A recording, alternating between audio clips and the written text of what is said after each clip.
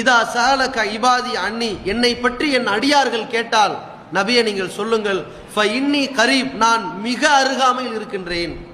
அரபு வார்த்தையில கரீப் என்ற வார்த்தையை சூப்பர்லேட்டிவ் டென்ஸ்னு சொல்லுவாங்க.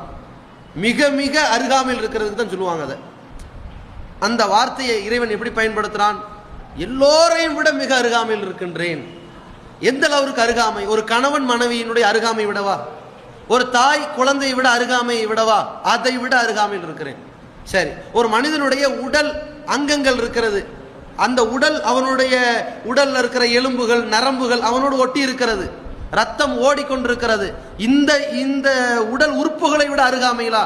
கை விரலை விட, கண் மூக்கு வாயை விட மிக நெருக்கமா? ஆமாம், நெருக்கம் அல்லாஹ் சொல்றான். எப்படிப்பட்ட நெருக்கம்?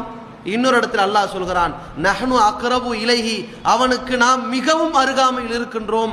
மின் ஹபிலில் வரீத், அவனுடைய பிடரி நரம்பு எந்த அளவிற்கு அருகாமையில் இருக்கிறதோ அதை விட பக்கத்தில் இருக்கின்றோம். ஒரு மனிதனுக்கு அவனுடைய சிந்தனைக்கு மிக மிக அருகாமையில் இருக்கக்கூடிய ஒரு உறுப்பு பிடரி நரம்பு. இதுதான முதல்ல ஒரு செய்தியை சொல்லும்.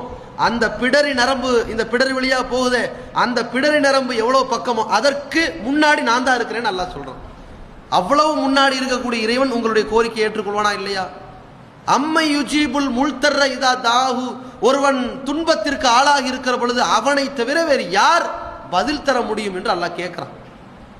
அலைசல்லாஹு பி காஃபின் அபுதா, ஒரு அடியானுக்கு அவனுடைய தேவைகளை, கோரிக்கைகளை, பாவங்களுக்கான மன்னிப்புகளை தருவதற்கு அல்லாஹ் போதுமானவன் இல்லையா என்று அல்லாஹ் இன்னொரு இடத்துல கேட்கிறான்.